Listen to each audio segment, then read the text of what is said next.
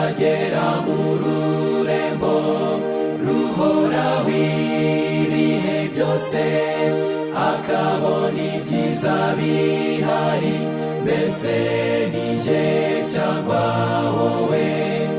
Akahabona inzira zose zisize mu izahabu nziza, agahora mu munezero. Mbese ni jye cyangwa wowe? Niduzatura umusaraba wahubuka iteka ryose, umwizera azahabwa ikamba. Mbese ni jye cyangwa wowe? Azareba umwami mu maso, akiza imibabaro yose, abane nawe iteka ryose. Mbese ni jye cyangwa wowe? Kandi hari uzakingiranwa ubutazakirirwa, azabwirwa ngo ntabwo muzi. Mbese ni jye cyangwa wowe? Azahamagarira ubusa, urugi ruzaba rwakinzwe, bazagororerwa sigare. Mbese ni jye cyangwa wowe? Hariho uzishimira intsinzi, anesheje ari hamwe n'abacunguwe. Mbese ni jye cyangwa wowe? Hari uzaramukanya nabe, batandukanijwe n'ibyago, bekongera gutandukana. Mbese ni jye cyangwa wowe?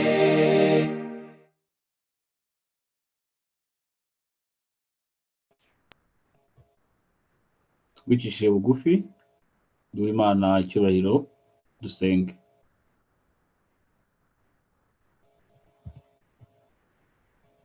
Data twese uri mu ijuru, Mana ishobora byose, Mana y'urukundo, muri aka kanya twongeye kugaruka imbere y'ubwiza bwawe. Mwami, tuje imbere y'ubwiza bwawe twuzuye ishimwe mu mitima yacu.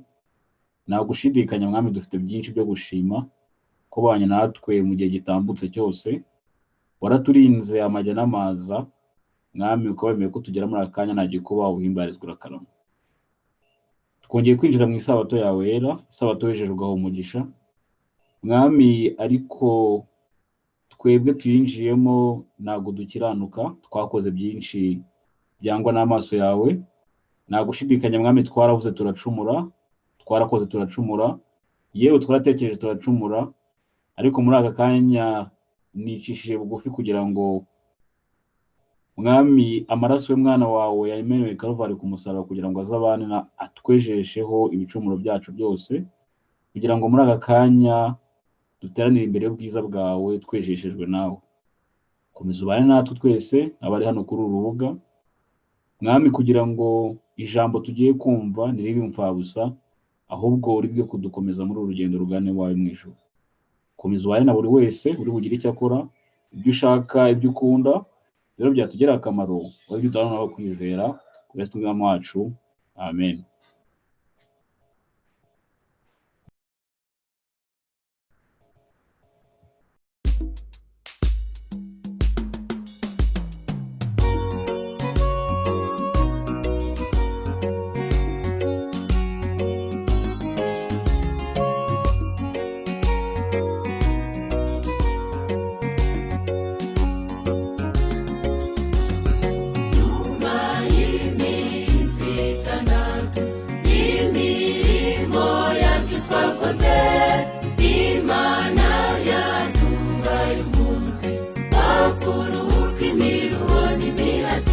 Isabato ni nziza n'umunsi wera cyane, twibuka yuko Imana ari umuremyi wacu, twongerwamo imbaraga, tubonera imbabazi muri uwo munsi wo kuruhuka. Isabato ni nziza n'umunsi wera cyane, twibuka yuko Imana ari umuremyi wacu, twongerwamo imbaraga tubonera imbabazi muri uwo munsi wo kuruhuka.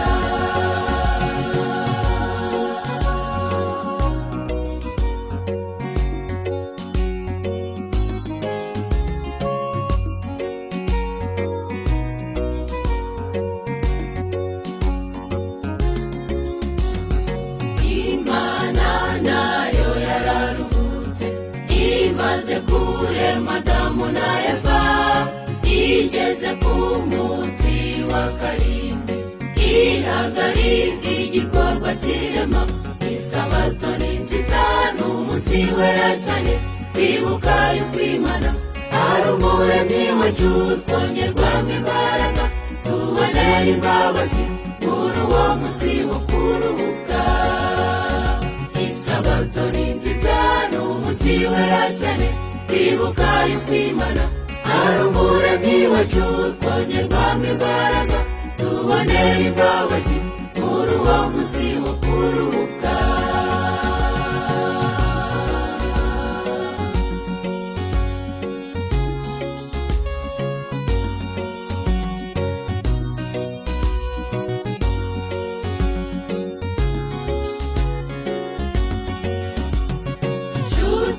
Yanjye wikwiteranya n'Imana, ezi Isabato nk'uko bikwiriye, ugifite umwanya wo kuyiruhuka, kuko hari ubwo bitazashoboka. Isabato ni nziza, ni umunsi wera cyane, twibuka yuko Imana ari umuremyi wacu, twongerwamo imbaraga tubonera imbabazi muri uwo munsi wo kuruhuka. Isabato ni nziza, ni umunsi wera cyane, twibuka yuko Imana ari umuremyi wacu, twongerwamo imbaraga tubonera imbabazi muri uwo munsi wo kuruhuka. Isabato ni nziza, ni umunsi wera cyane, twibuka yuko Imana ari umuremyi wacu, twongerwamo imbaraga tubonera imbabazi muri uwo munsi wo kuruhuka. Muri uwo munsi wo kuruhuka, muri uwo munsi wo kuruhuka, muri uwo munsi wo kuruhuka.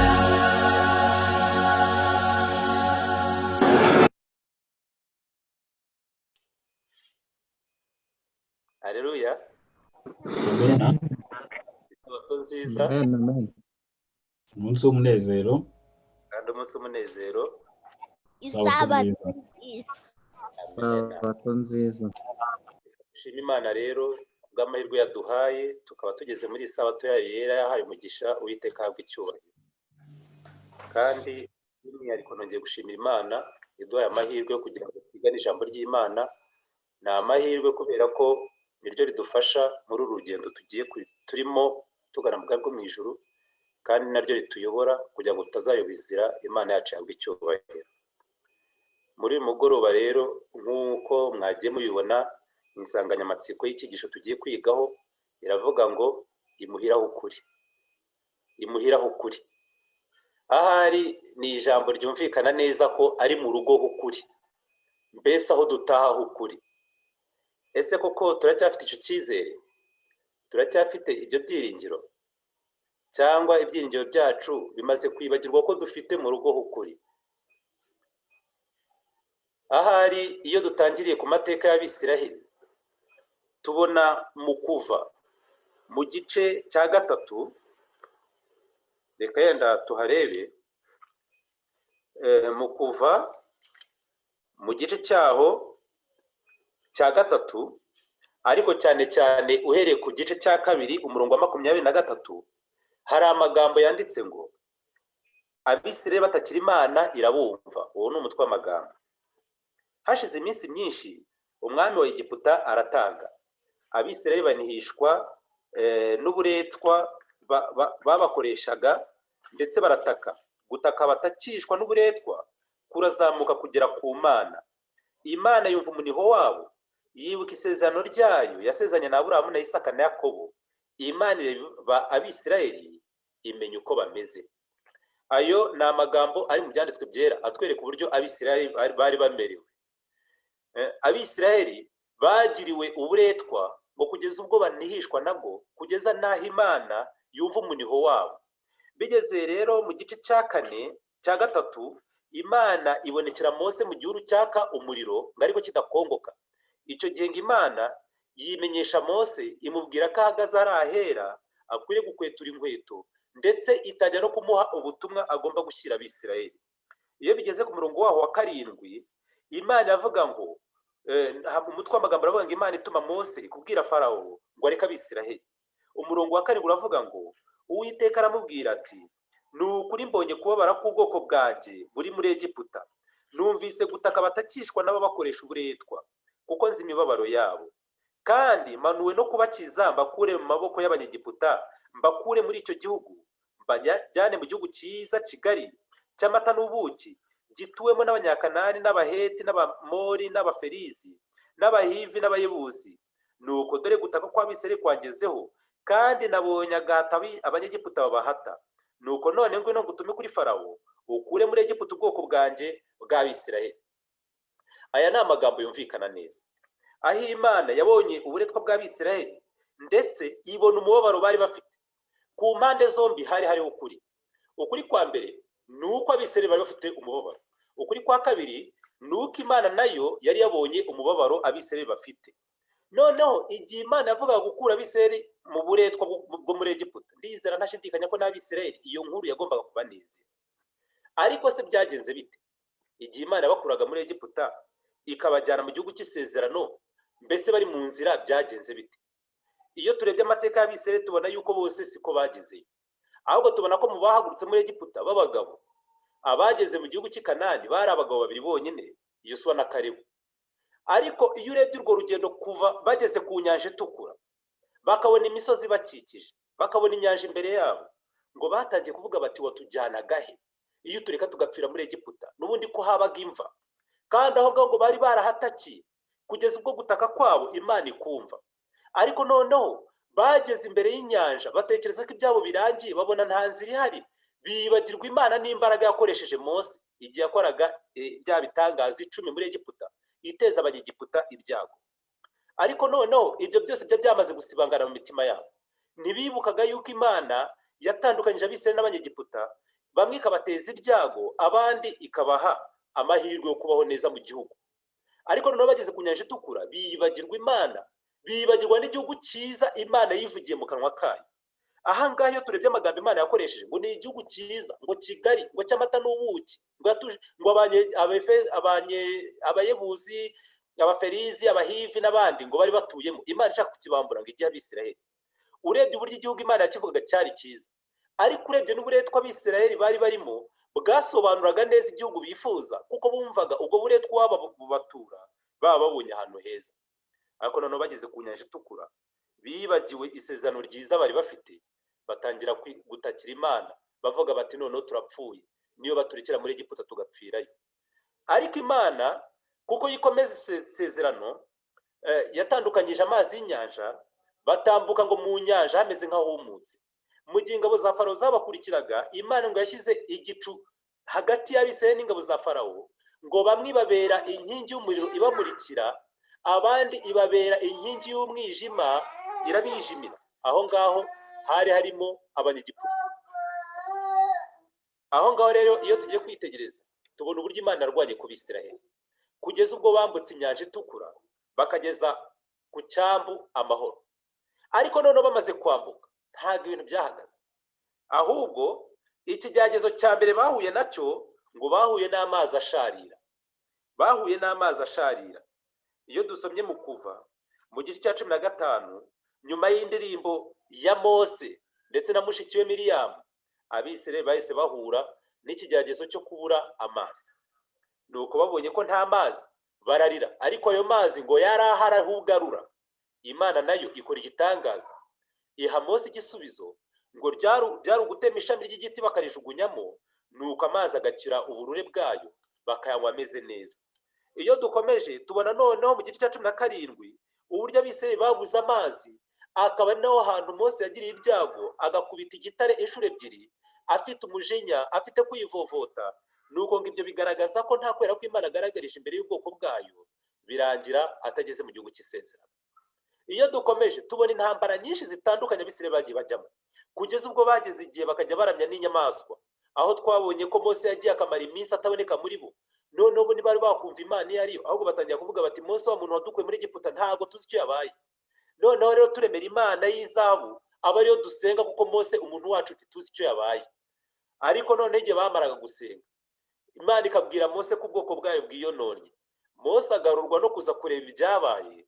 Ibyabereye muri iyo nkambi byari ibintu bishishana, aho abantu babwiwe kwambara inkota, ngo umuntu wese akarwanya umuvandimwe we. Abarewi bose ngo baherere mu ruhande rwa Mose, bose bafata inkota bica bene wabo, ngo hapfa abantu benshi cyane uwo munsi. Ariko noneho si ibyo gusa, hari n'aho byageze bivovotera gushaka inyama, kwifuza ibyo muri Egiputa, kugeza n'ubwo bavuga bati iyaba twisubiraga muri Egiputa, bakahakumbura bibagiwe isezerano ryiza Imana yabahaye, igihugu cyiza cy'iwabo naho imuhiraho kuri. Ariko noneho tugeze mu kubara, mu gice cyaho cya 12, tubona aho Imana yahaye Mose itegeko ryo gutuma batasi ngo batate icyo gihugu. Ahari ntekereza yuko ntago ikibazo Abisirayeli Imana yari ibikoreye ari uko yo itari izi igihugu. Ndatekereza ko ariko bimeze, kuko yo yari ikizi, yanakibanaganagamo ikizi, ahubwo yagiraga ngo iha Abisirayeli amakuru y'ukuri y'icyo gihugu, atari amakuru Imana yivugira, ahubwo amakuru noneho bahabwa na bene wabo bakigezemo bakagaruka. Ariko mu bantu batoranijwe kujya muri icyo gihugu, ikintu cyantangaje ngo nuko bari abatware b'imiryango y'Abisirayeli. Buri muryango wose watanze umutware, abatware bose baba 12 bajya gutata icyo gihugu. Ariko mu gihe bagarukanye inkuru iteye ubwoba. Ntabwo bavuze igihugu nk'uko Imana yakivuze. Batangiye bavuga bati koko igihugu ni cyiza pe, ndetse murebe n'imbuto zacyo ni nziza pe. Ariko none ikibazo gihari ni igihugu kirimo umwiryane, ni igihugu kirimo abagabo barebare, n'abagabo batazatugwa neza. Nuko Abisirayeli batangiye kuboroga, ngo witwa Kareba arabegera, arabahoza, arababwira ati nimuze tuzamuke none ahubwo tujye guhindura icyo gihugu tukigarurire. Ngo Abisirayeli bose batera hejuru, ahubwo bashaka kumutera amabuye. Nuko abo bagabo bandi bari abatware b'imiryango, nk'uko twavuga abayobozi b'itorero yenda muri iki gihe, cyangwa se abantu bahagarariye ibihano, cyangwa se abantu bagahagarariye iby'umwuka mu bandi. Nuko bari bo bahindukira baravuga bati icyo gihugu twarakibonye, kirimo abagabo barebare, abagabo banini, twirebaga tukabona tumeze nk'inzige. Nta makuru meza bazanye, yari amakuru y'incamugongo, ariko amakuru bavugaga ku gihugu cyakabaye imuhira h'ukuri iwabo. Mbese twebwe uyu munsi ko dufite imuhira h'ukuri, twebwe dufite ayo makuru kuri icyo gihugu? Mbese tubaho nk'abantu bashaka gutaha muri icyo gihugu, cyangwa tubaho nk'abantu bumva yuko icyo gihugu kitanatureba? Abisirayeli bageze aho bifuza gusubira muri Egiputa. Mbese twebwe turifuza kujyayo? Mbese tubaho ubuzima bwifuza kujyayo koko, cyangwa tubaho ubuzima buvuga yuko tujyayo ariko nanone ibikorwa byacu bigahakana yuko tujyayo? Icyo ni ikibazo gikomeye cyane. Mu gihe bari bameze batyo, ngo Yosuwa na Kalebu bagiye kubwira iteraniro, barabibwira bati niba Uwiteka twishimira, abo bantu nubwo ari barebare bakaba banini, tuzabarya nk'uko umuntu arya umutsima akawumira bunguri. Ibyo byatumye abo bagabo ari bo bonyine bagera mu gihugu cy'isezerano mu bandi bagabo bose bavanye muri Egiputa, kuko isezerano ryaje kuza nyuma yaryo byaravugaga ngo umuntu wese urengeje imyaka 20 kuzamura ntazabasha kugera muri icyo gihugu. Bazerereye mu butayu imyaka 40 barinda batibugwamo batageze mu gihugu cy'isezerano, ariho hari muhiraho kuri. Ariko noneho n'abageze mu gihugu cy'isezerano nabo ntibakoze iby'Imana yashakaga nk'uko bikwiriye, bigeza naho muri Yeremiya Imana itangira kubabwira iti mwikwibeshya ngo muvuge muti inzu y'Uwiteka ngiri hagati yacu. Iramubwira iti mbese mwakwiba mukica mugasambana, mwarangiza mukaza guhagarara imbere y'inzu y'izina ryanjye muvuga muti inzu y'Uwiteka, inzu y'Uwiteka? Imana yababwira iti nimugende murebe ishira hahoze ari iwanjye, murebe uko nahinduye. Mbese niba ahantu hari haratoranijwe n'Imana, abantu bakaba bari barahamagawe n'umuhamagaro w'Imana, barangiza bakareka gukurikirana umuhamagaro w'Imana, bivuze yuko bazarokoka igihe badakoze ubushake bw'Imana bishingikije yuko ari Imana yabahamagaye? Aho ndababwiza ukuri ko ariho natwe duhagaze. Yesu muri Yohana igice cya 14 uhereye ku murongo wa 1 kugeza ku wa 3, Yesu yabwiye abigishwa be yuko badakwiriye guhagarika imitima yabo, ahubwo abasaba kwizera Imana nawe bakamwizera.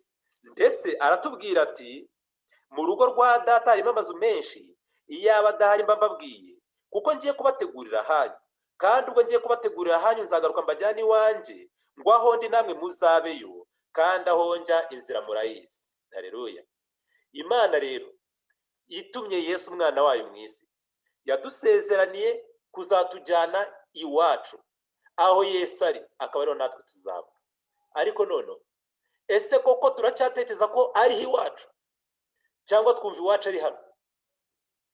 Abizera muri iki gihe bari bakwiriye kubaho ubuzima bw'ibyo bizera, kuko Enaweti niwe wavuze ati dukwiye kubaho ubuzima buhwanye n'ibyo twizera.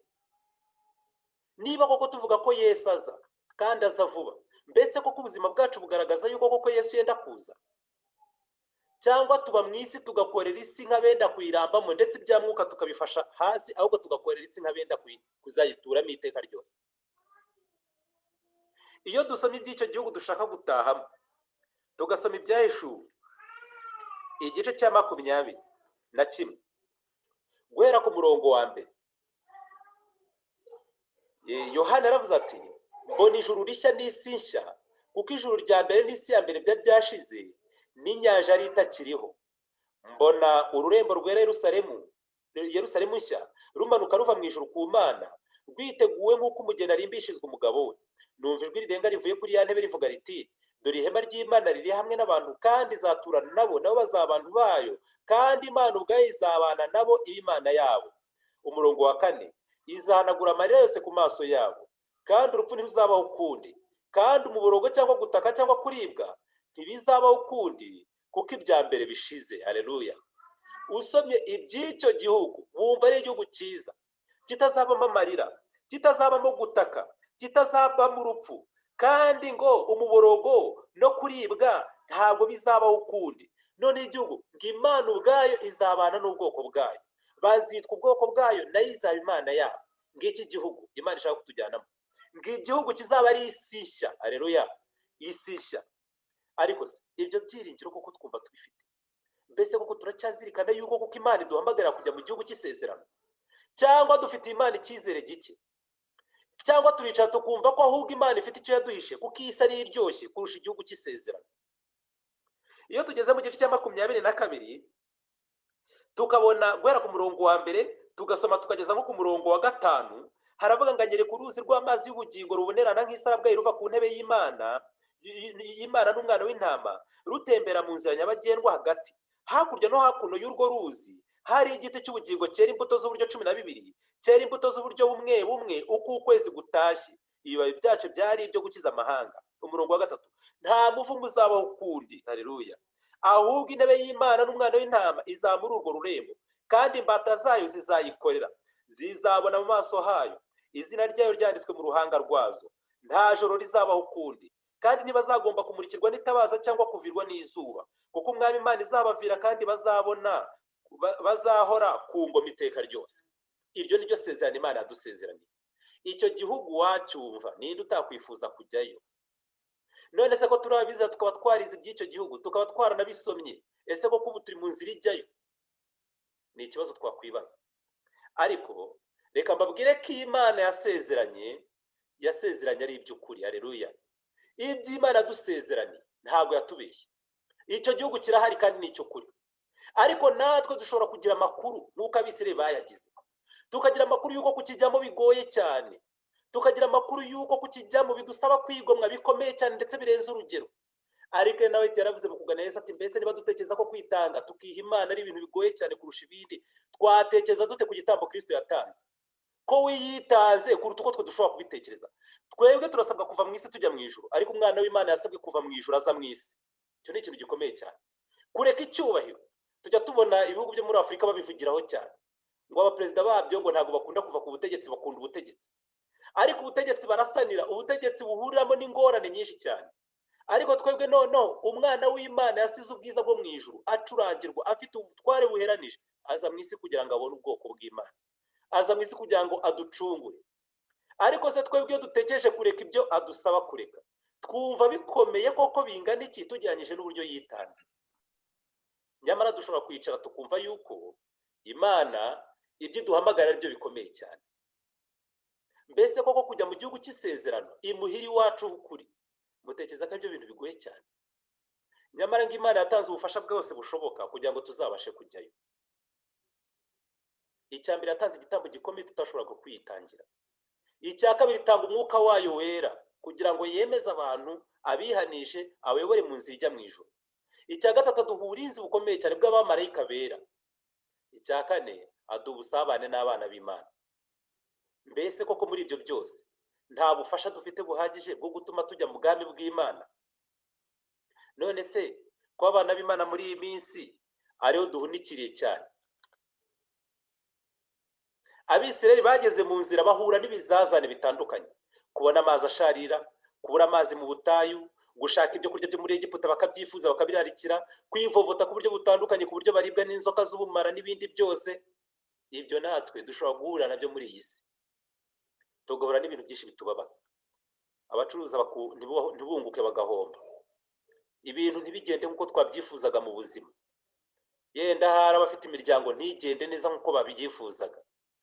Ariko reka babwire ko ibyo ngibyo ntabwo bisobanuye ko igihugu Imana itujyana mu kidahari. Kirahari kandi cy'ukuri. Haleluya. Imuhira ukuri hacu Imana yarahateguye kandi harahari.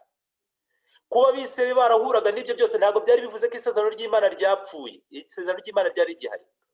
Hari amagambo nuko ntigeze nyategura, ariko nigeze kuyasoma, ari muri Yesaya, niba atari muri Yeremiya, aho Imana yavuze, ariko ni muri Yesaya, ngo isezerano nasezeranyije Abisirayeli ntabwo rizakuka iteka ryose.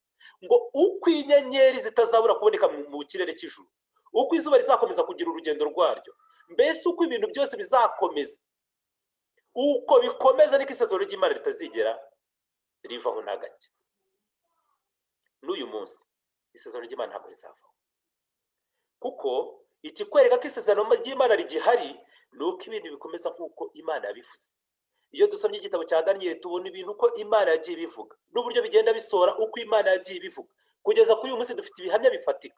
Iyo tugeze mu cya 844 tuhabona nk'iherezo ry'imyaka y'ubuhanuzi, aho tubona yuko nta bundi buhanuzi bw'imyaka cyangwa amatariki buzongera kubaho. Icyo ni ikintu gikomeye cyane. Bavuga ngo ni nk'intego Imana yagezeho ikomeye cyane. Reka mbabwire ko isezerano ry'Imana ntabwo rizapfa kandi ntabwo rizahera. Igihugu cy'isezerano kirahari, ariko kugira ngo tujyeyo turasabwa iki?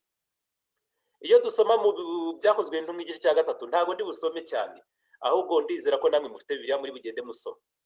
Mu gice cya 3, igihe bavugaga iby'abantu 3,000 bihaniye umunsi umwe, ngo bumvise ibyo bibacumita mu mitima, baraje babaza Petero n'izindi ntumwa bati, bene data tugire dute? Nabo barabasubiza bati, nimwihane muhindukire. Haleluya. Ingingo ya mbere ni ukwihana. Twese tukiza mu itorero twabwirijwe kwihana, kandi umuntu uwo ari we wese yumvaga ko kwihana ariyo ngingo y'ingenzi, nk'intwaro y'ingenzi imufasha kujyana n'Imana, ndetse imugira umukandida wo gutaha ubwami bw'Imana. Ariko se kwihana gukubiyemo ibiki?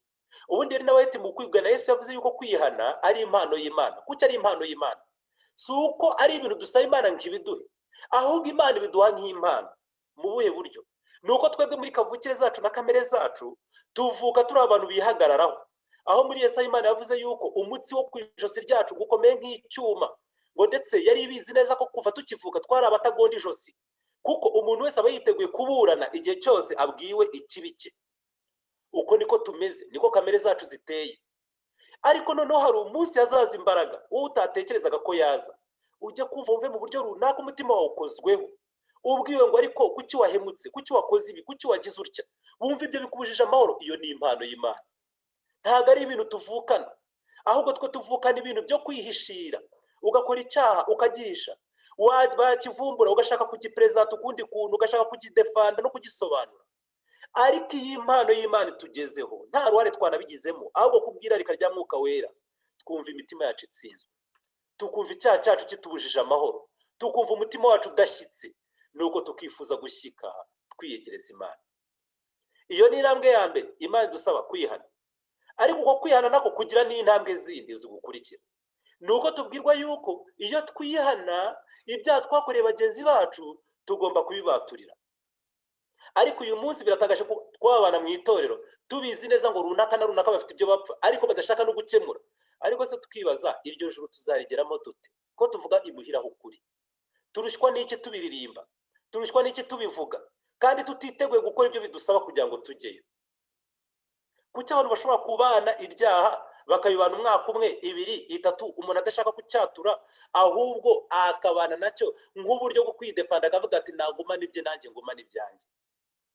Uko ni ukwihana k'ubwoko bwa mbere. Ni uko umuntu agomba gusanga uwo yahemukiye akamusaba imbabazi.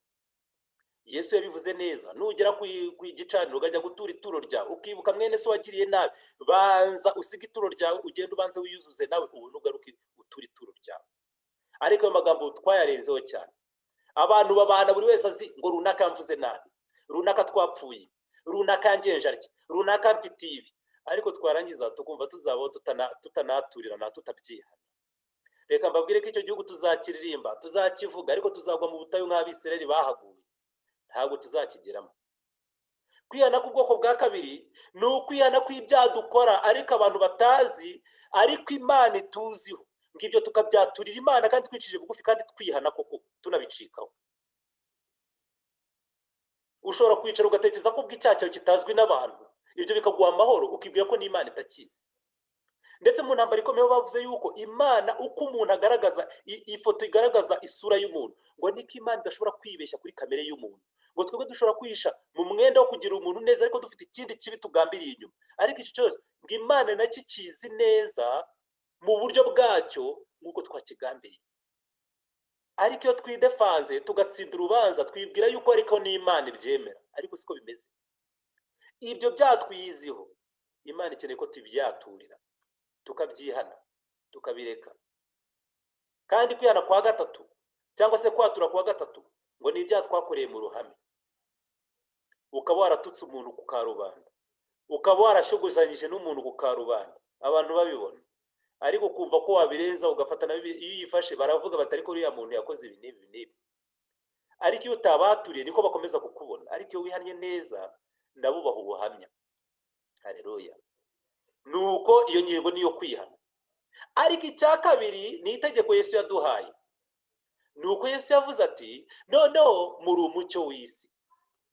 Dukeneye kubaho ubuzima bwera imbuto. Iryo ni ryo jambo ry'Imana ritubwira, ubuzima bwera imbuto. Dukeneye kuba umucyo w'isi. Aho Yesu yagiye kuvuga aravuga ati umudugudu wubatswe ku mpinga y'umusozi ntabwo wishira. Ibyo biri muri Matayo igice cya 5. Aravuga ati ndetse nta ucana itabaza ngo aryubikeho intonga, ahubwo arishyira ahabona kugira ngo rimurikire ahacuze umwijima n'abari mu nzu babone. Nguko niko umucyo wanyu ukwiye kubonekera abantu bose. Ndetse mu magambo nk'ayo arongera atubwira ko turi umunyu w'isi, kuko umunyu uryoshya ibyo kurya kandi umunyu ngo ukarinda ibintu kwangirika. Iyo ni imimaro ibiri. Ariko Yesu agiye kuvuga aravuga ati se umunyu uramutse ukayutse wawe ukimaze iki? Ko ari ukujugunya hanze ugakandagirwa. Ese koko jye ndi umunyu? Kuba umunyu ni ibintu bibiri, ni ukuryoshya ibyo kurya. Ndabaha urugero. Yenda umuntu runaka araje arambwira ati runaka yakuvuza ibi, yaguhemukiye, yagukoreye ibi n'ibi.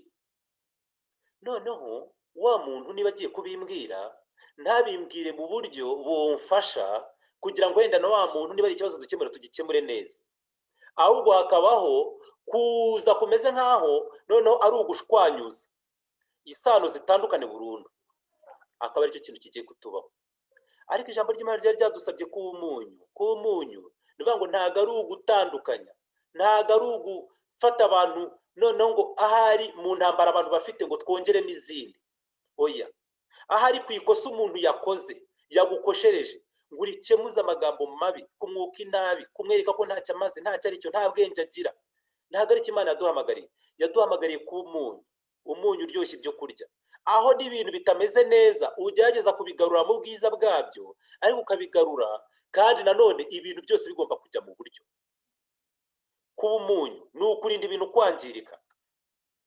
Ntago isano z'abantu zatandukanye zigomba kurushaho gutandukanywa n'inama z'abantu, ahubwo zigomba kurushaho guhuzwa n'inama z'abantu. Kuko umusaraba wa Kristo ntabwo waje gutandukanya, ahubwo waje kunga. Ariko si iyo tubonye umusinzi, tukabona umuntu twita umusambanyi, tukabona umuntu twita ko ari umuntu wahabye, ese twebwe turamwiyegereza kugira ngo turusheho kumugirira neza abe umuntu mwiza?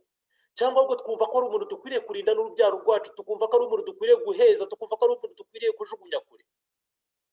Ibyo rero iyo tubikora ntabwo tuba tukiri umunyu, kuko wa muntu azarushaho kwangirika kuko akeneye ubufasha bwacu kandi ntabwo abona.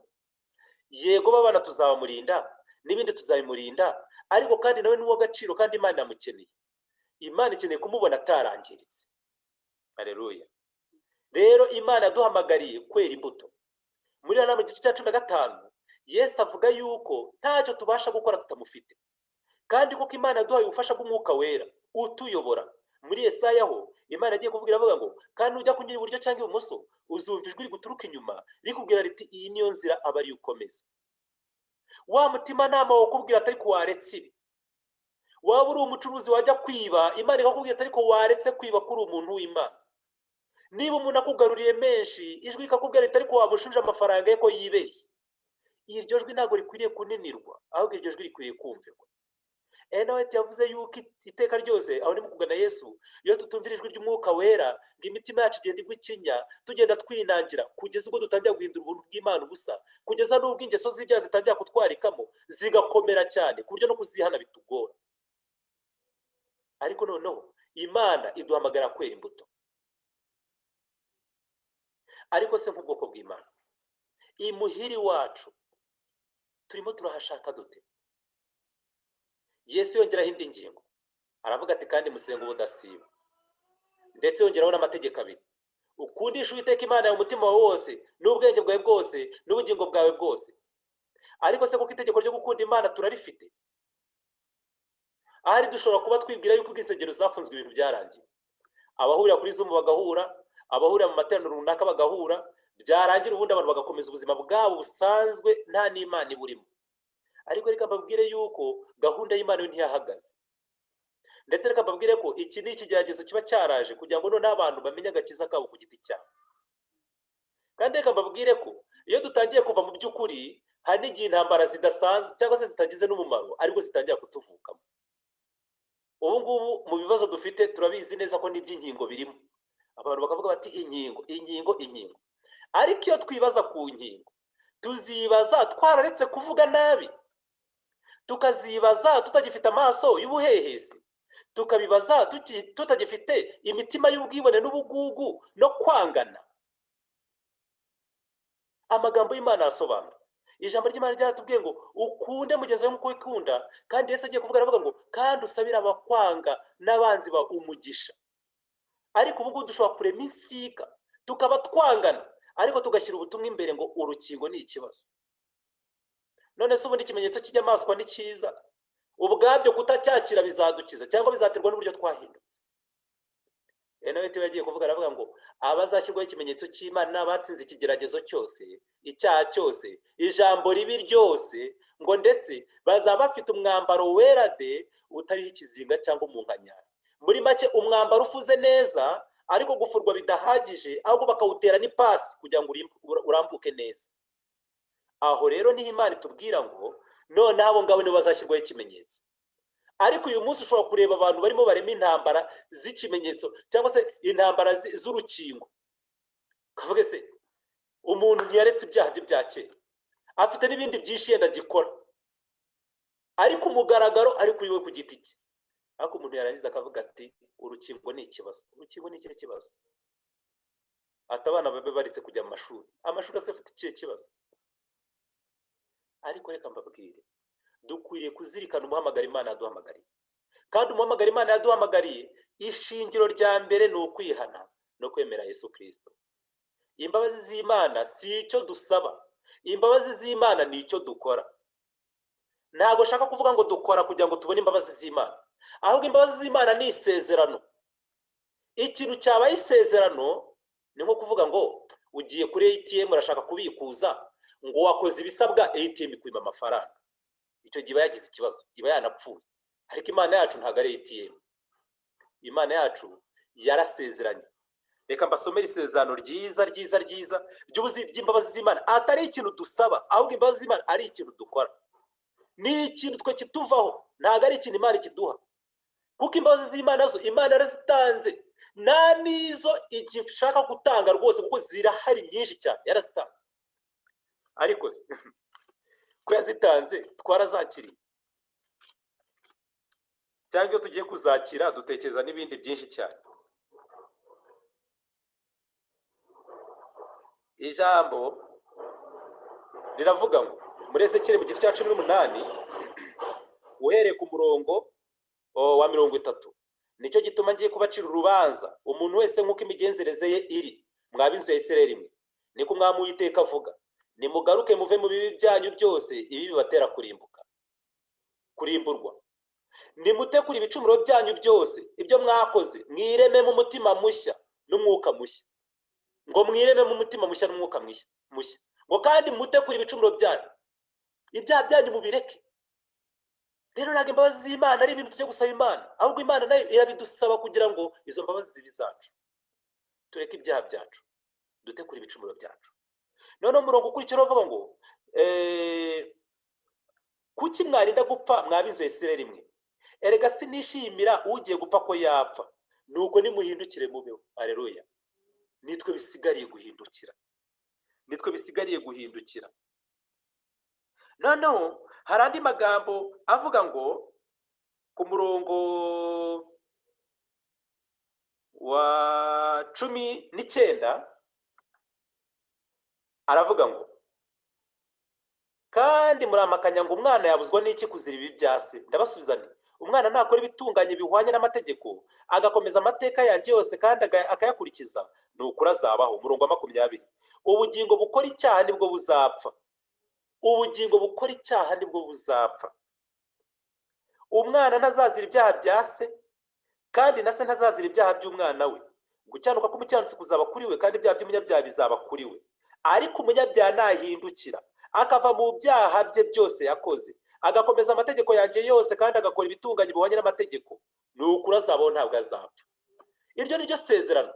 Nta bimenyetso bindi dukeneye, nta n'ibyo dukeneye gusaba Imana ngo itubabarire bindi, ahubwo dukeneye gusaba Imana imbabazi z'uko twatinze kwakira ubuntu bwayo, kandi tugasaba Imana imbabazi z'uko twirengagije ubuntu bwayo. Nuko rero Imana ikadusaba no kubaho ubuzima bwezwa.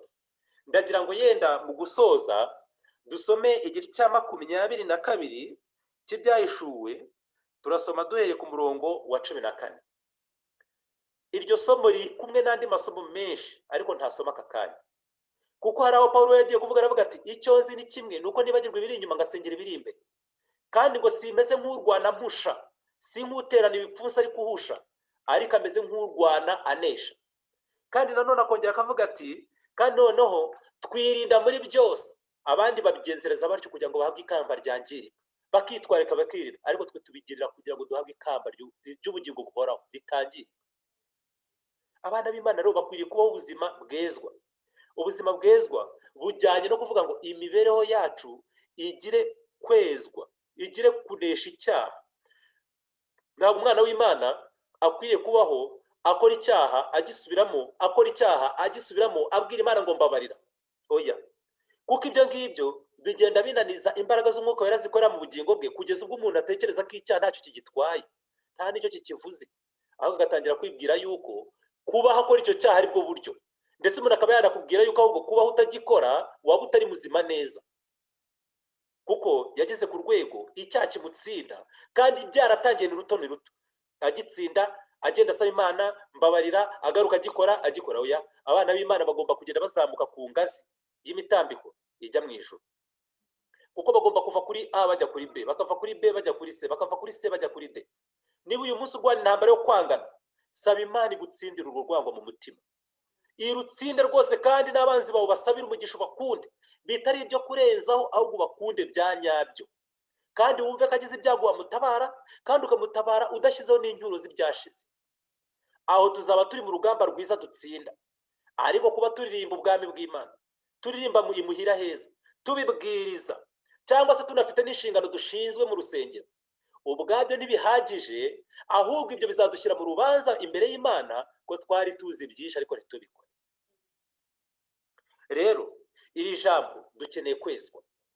Niba wari ufite icyaha runaka kijya kigutsinda, saba Imana ikigutsindishirizeho, kandi ukineshe rwose, kandi ugicike, kandi usaba Imana kugambira kutazagisubira, kandi ugikora kikubabaze, kandi wihane rwose. ubwo tuzaba turimo dutera intambwe tujya mu bwami bw'Imana. Noneho rero umurongo dusorezaho w'Ibyahishuwe 22:14 haravuga ngo hahirwa abamesera ibishura byabo kugira ngo bemererwe kwegera cya giti cy'ubugingo kandi banyure mu marembo binjire muri rwa rurembo. Haleluya. Hahirwa abamesera ibishura byabo mu maraso y'umwana w'intama kugira ngo bemererwe kwegera cya giti cy'ubugingo kandi banyure mu marembo binjire muri rwa rurembo. Hahirwa abamesera ibishura byabo kugira ngo bemererwe.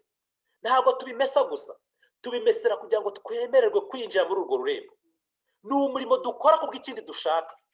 Hari umuntu washyize akantu kuri status ye kashimishije cyane, ariko yenda washobora kuba atazi ko kandi yashimishije, n'ubu ngubu mbivuga ashobora kuba atari no kuri Zoom, ariko yaravuze ngo niba iherezo cyangwa se intego y'icyo ushaka kugeraho igusaba igitambo, tamba icyo gitambo kugira ngo ubone iryo herezo. Niba kujya mu bwami bw'Imana bifite ibyo bidusaba gusiga, tubisiga ariko tuzabona ubwami bw'Imana. Kuko kuba Yesu ataje kandi kuba ibintu bigenda bizamba kurushaho, natwe tukifuza kubisigasira ngo ahari bitaducika burundu, ntabwo ari ikimenyetso cy'uko iby'Imana yadusezeranije byaheze, ntabwo ari ikimenyetso cy'uko iby'Imana yavuze bitazasohora. Ubwami bw'Imana buriho kandi buzaza, ahubwo bizaba bibabaje cyane dutangiye kububona butuguye igitumo tutarabwiteguye, kandi noneho umunsi buzaza akaba ari umunsi tugiye kububuriraho. Bizaba ari agahinda. Ndetse mu ntambara ikomeye Note yaranditse aravuga ngo ayumva amajwi y'abaniha bifuza ubuntu bw'Imana, ngo ariko abasubizwa ngo byaratinze cyane bikabije. Bavandimwe inshuti z'Imana, reka tumese ibishura byacu. Mbese wandujwe n'uko umuntu yakubwiye nabi? Birakubabaza, wumva uramurakariye, umuciriyeho iteka, umubwiye amagambo mabi yenda niba nasohora mu mutima. Igishura cyawe cyanduye. Saba Imana ikikunyugurize mu mazi meza, ubundi umwenda wawe wera. Mbese nuwo mubana bitameze neza? Niba ariko bimeze, saba Imana kugutsindira iyo ntambara. Ahasigaye ubwami bw'Imana buradutegereje. Imuhira iwacu h'ukuri haradutegereje.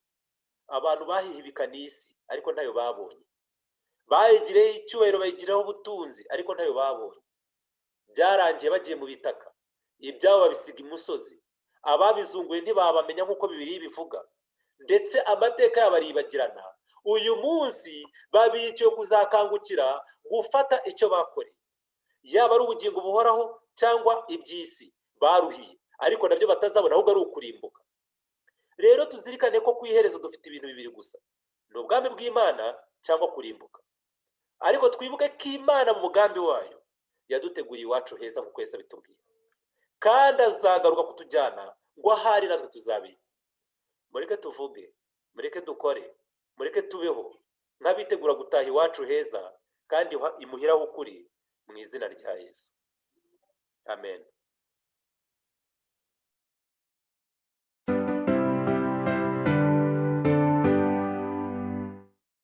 Nituzongera kuba mu mwijima, amarembo niyugururwa, ahubwo tuzaba muri rwa rurembo rumurikirwa n'Imana. Amarembo niyugururwa, amarembo niyugururwa, mbega umunezero tuzahagirira, amarembo yuguruwe. Inshuti zizandindira ku cyambu, amarembo niyugururwa, nzajya kwibera hatazarangwa icyaha, amarembo yuguruwe. Amarembo niyugururwa, amarembo niyugururwa, mbega umunezero tuzahagirira, amarembo yuguruwe. Nta ndwara no kuribwa bizabayo, amarembo niyugururwa, tuziganirira n'abakunzi bacu, amarembo yuguruwe. Amarembo ni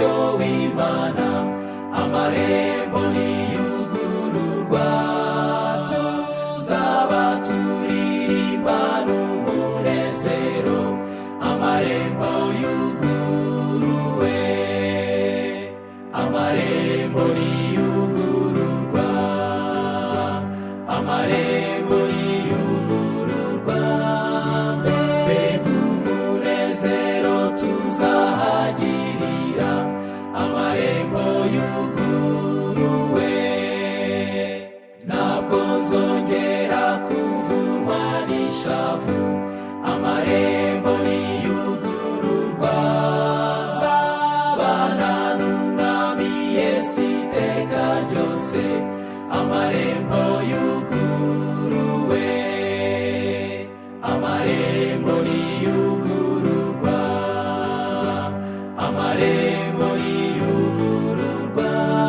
mbega umunezero tuzahagirira, amarembo yuguruwe.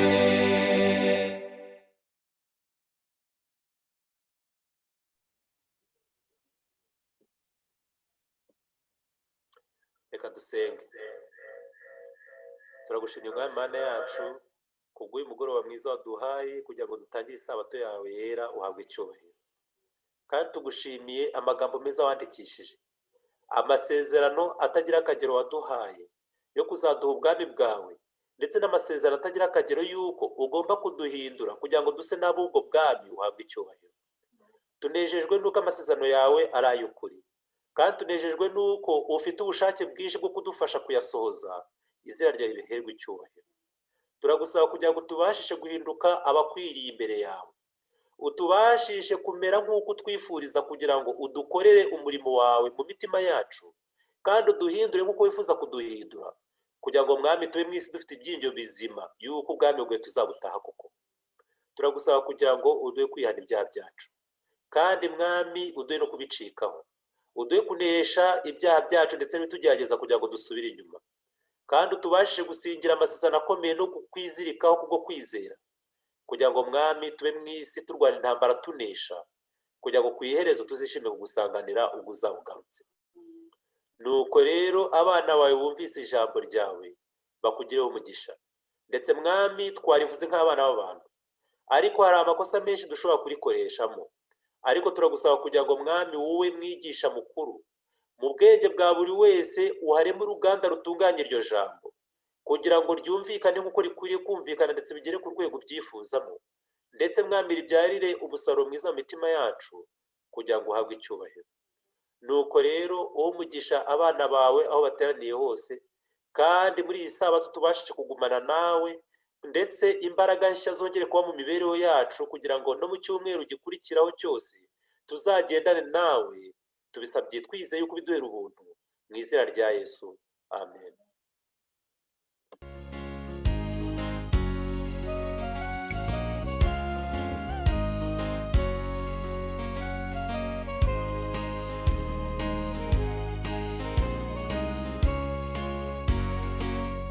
Sinzongera kubabazwa n'agahinda kazabaho, Satana azabatsinzwe, ikibi gikuweho, imitima iremerewe igiye kubona intsinzi, umukiza wacu aje kuducungura, imuhira ni bugufi, twiboneze mu mitima, twitegure, haranira kuzabayo, ibyo kera bizashira, tugubwe neza, imuhira ni bugufi, twiboneze mu mitima, twitegure,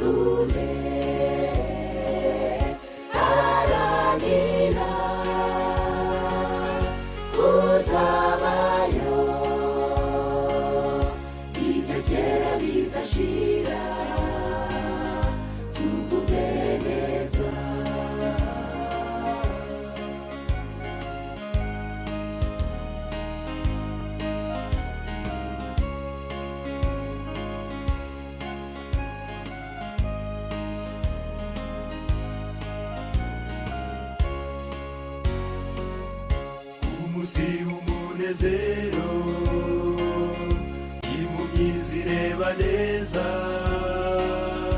irema bisimbuka. Yesu aje mu bwiza bwe, imwishima bakijijwe, ko turi abashyitsi mu isi, tugiye kwitahira iwacu heza.